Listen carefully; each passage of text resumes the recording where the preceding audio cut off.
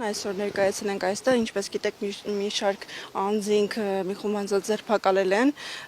չնայած ինչպես տեսնում եք նաև փաստաբանների խումբ է ներկայացել, որպեսզի ներգրավենք, բայց քննչական բաժնի, այսպես ասած, անպատասխանատու կամ գործին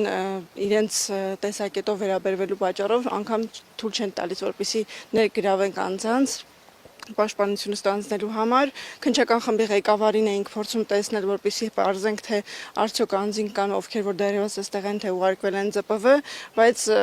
անգամ քննչական խմբի ղեկավարը ըստ պահակագիտի աշխատակցի դուրս են եկել ընդմիջման եւ այս պահին հնարավորություն չունենք որևէ անձի համար ներգրավել պաշտպանություն իրականացնելու համար։ Այսինքն ես ճիշտ եմ հասկանում, որ 11-ից ավելի ձերբակալվածներ կան, սակայն քննչական կոմիտեն